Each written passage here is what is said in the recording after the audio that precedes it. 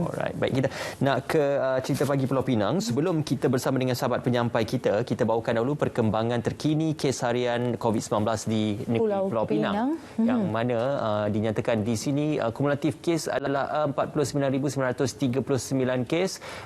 Kes baru juga mencatatkan 3,928 kes dengan jumlah kes kematian kumulatif ialah 215 kes.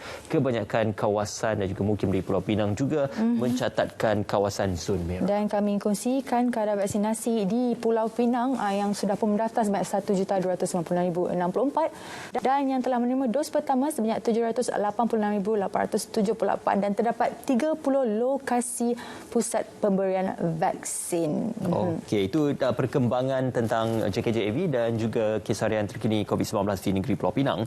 Seterusnya, kita juga nak ke cerita pagi Pulau Pinang. Sahabat penyampai kita Zatul Iqmah Muhammad Noor akan bercerita tentang aplikasi Pulse mudahkan pengguna merancang perjalanan. Silakan Zatul Iqmah. Baik, Assalamualaikum. Terima kasih rakan setugas di Angkasa Puri. Buat para penonton, saya ucapkan selamat pagi. Mungkin ramai yang tertanya, buat apalah saya sekarang ni kan dalam bas ni, dalam musim-musim KP ni, nak pergi ke mana pula saya ni. Tapi jangan risau, saya tak ke mana-mana. Saya di sini untuk berkongsi dengan penonton cerita pagi berkenaan satu aplikasi yang dibangunkan oleh Prasarana, iaitu Planning Your Lifestyle Efficiently ataupun Pulse. Dan saya difahamkan aplikasi ini baru sahaja diperluaskan di negeri Pulau Pinang bagi memudahkan pengguna Rapid Penang untuk merancang perjalanan mereka. Jadi untuk itu kita bersama dengan Ketua Wilayah Utara Rapid Penang iaitu Tuanku Jamil Zakaria. Silakan Tuan. Baik, Assalamualaikum Tuan. Assalamualaikum. Selamat pagi. Sihat, Alhamdulillah. Jadi Tuan,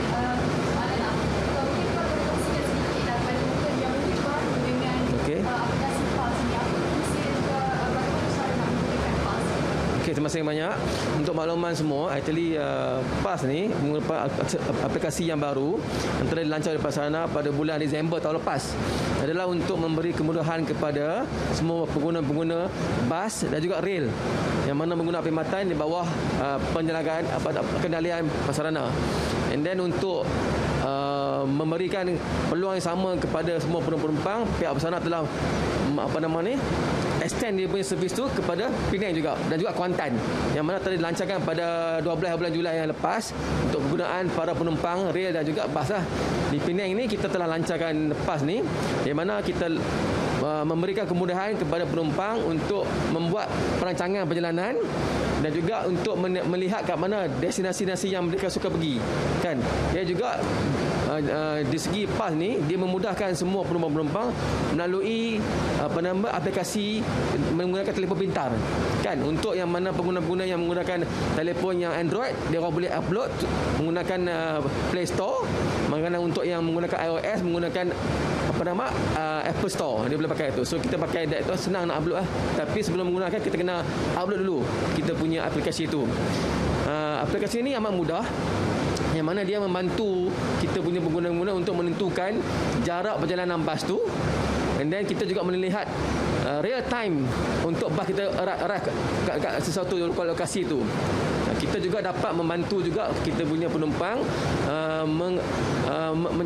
memastikan lokasi-lokasi mana yang dia nak naik bas tu. Itu yang memudahkan semualah dari segi perjalanan. Jadi lokasi penggunaan Pulse ini di negeri Pulau Pinang mungkin ada hanya sesetengah lokasi saja atau bagaimana Tuan? Oh, tidak. Pulse ni dia menyeluruh untuk semua lokasi yang telah dipamerkan ataupun diperkhidmatan oleh pihak Rapid Penang. Pulse akan dapat memberikan petunjuk kat mana yang laluan itulah. Maksudnya sekiranya penumpang tahu di mana kawasan-kawasan yang mana bas Rapid akan melaluinya, dia akan dapat menunggu di situlah. So aplikasi ini telah memastikan semua lokasi-lokasi yang telah ditetapkan oleh pihak Rapid Penang ada dalam aplikasi Pulse ni. So menyenangkanlah semua. Jadi bagaimana Tuan melihat penggunaan aplikasi ini dapat membantu pengguna-pengguna Rapid Penang ni Tuan? InsyaAllah saya rasa dengan adanya aplikasi Pulse ni ianya dapat memberikan lagi perancangan yang lebih baik kepada kita punya pengguna lah. Dulu kita hanya menumpukan pada timetable kan. Sekarang bila kita ada aplikasi ni, kita punya penumpang akan lebih senang untuk melihat jarak perjalanan mereka dan merancang di mana dia nak naik dan pukul berapa dia bakal sampai. So untuk mereka yang bekerja memang senanglah kan, dia tahu akan merancang jarak perjalanan dari satu point A ke point B. Itu menyenangkan lagi. Jadi Tuan menerusi inisiatif daripada Prasarana ni, apa harapan Tuan yang mungkin Tuan nak kongsikan dengan penonton Cerita Pagi Tuan? Okay. InsyaAllah saya bagi pihak Prasarana, kami amat mengalu-ngalukan semua pengguna bas dan juga rail di Kuala Lumpur, sebab di Penang bas lah kan. Kita harap pengguna dapat menggunakan aplikasi ini dengan lebih senang lah kan. Dan sebab jangan tunggu-tunggu lagi, terus upload menggunakan, sebab aplikasi ini akan membantu para pengguna untuk mereka merancang perjalanan mereka. Dan juga dalam aplikasi ini kita ada banyak dia punya, banyak orang cakap apa, dia punya penggunaan yang menyenangkan orang. Dari segi dapat menentukan kawasan-kawasan yang mana kita nak, tempat-tempat yang senang dikunjungi, tempat makan, tempat-tempat tempat kita nak bersia-sia, semua kita dah dalam tu. Cuma kita belum ada e-wallet je. Lain kita dah ada. Yang mana kita akan tingkatkan lagi di masa akan datang.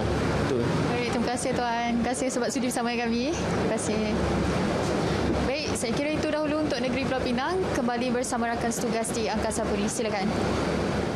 Baik, terima kasih Datuk Hikmah di atas laporan anda dan Ismail. Selepas ini kita ada topik yang sangat menarik di mana kita akan membincangkan vaksinasi dan harapan baharu menepani pandemik COVID-19. Ya, sudah pasti kita nak bercerita bagaimana vaksinasi ini sebagai jalan keluar. Bukan saja kita bercerita tentang proses kuarantin dan juga SOP perlu dipatuhi, tetapi peningkatan jumlah vaksinasi harian juga memungkinkan kita keluar daripada pandemik ini. Seketika nanti semuanya kembali dalam Selamat Pagi Malaysia.